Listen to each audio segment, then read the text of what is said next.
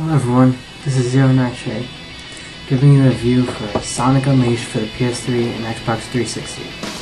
First things first, let's talk about the story. The story is pretty simple.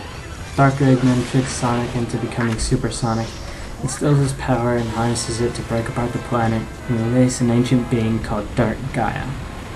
And as a side effect, Sonic turns into what they call the Werehog.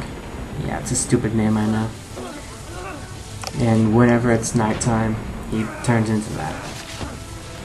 Sonic meets a flying chihuahua named Chip, who's lost his memory, and they travel all around the world looking for the temples of Gaia to restore the planet's pieces back together and get Chip's memories back. Along the way, they meet Tails, Amy, and a new character, Professor Pickle. And that's pretty much it. I think it's one of the better storylines in the Sonic series due to its simplicity.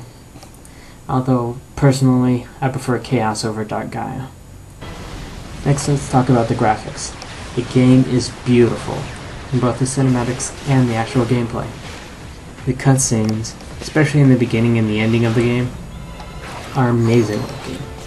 It's not much of an exaggeration to say it's nearly Pixar quality. As for in-game, stages and the day stages, everything is detailed perfectly. They look very bright, but realistic at the same time. The night stages, they don't look quite as good, but still pretty good. The music is also pretty good. It fits the theme for each stage. I don't really like the theme, Endless Possibilities, but other than that, it's pretty good. Now let's get on to the actual gameplay, starting with the daytime stages. The day stages are nearly perfect. Don't really have any complaints about them.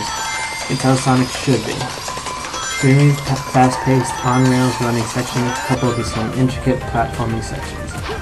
And the game constantly transitions from 3D to 2D and then back again. It does so very smoothly. My favorite daytime stage is Azad. I don't really know why, but it just seems really fun to me. One thing I should note, however, later in the game, some of the stages, such as Eggman Land, are very difficult to do. You will die a lot. There are also extra acts in the game that aren't necessary to beat the game, but you can play later if you want. It will honestly kick your butt until you get the stage memorized.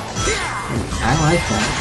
It's rare that games have challenged these days, so Sega, you guys did it right this time.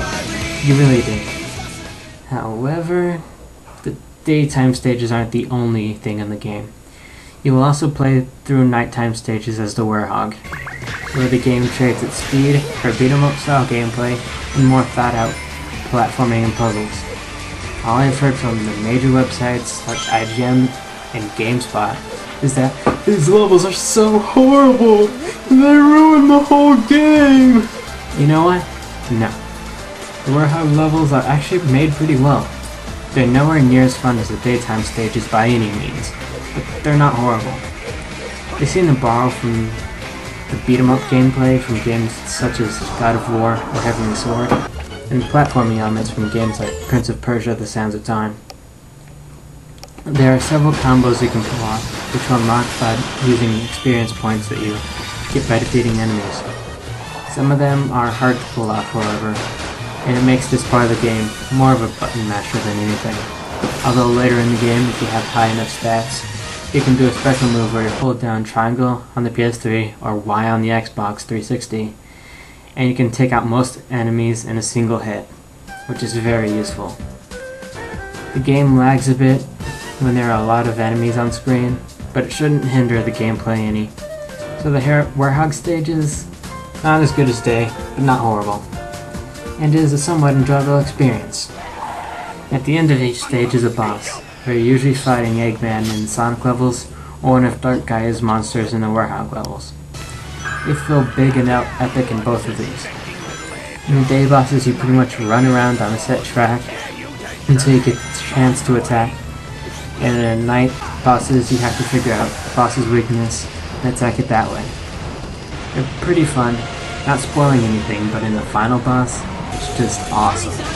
It's what you'd expect the final boss to be like. So yeah, Sega pulled it off pretty well.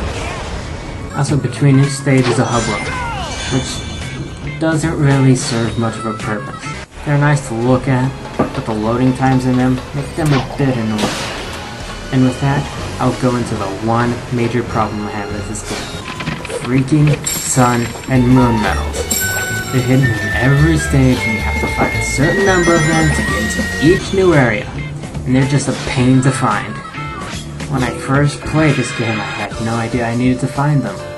So I had to end up playing a bunch of old stages over and over and over again until I could finally get into the next stage. I honestly didn't want to play the game for a while because of this. Almost ruined it for me. Seriously, almost did. So just remember to look for those during the warehouse stages so you can save yourself a lot of frustration. All in all, Sonic Unleashed is a pretty good game, and I'd recommend buying it if you're a fan of platformers. And if not, at least just rent it and see how you like it. I give Sonic Unleashed a 7.5 out of 10. Good job, Sega. Well, I hope you all enjoyed this review. This is Zero Nightshade, signing off.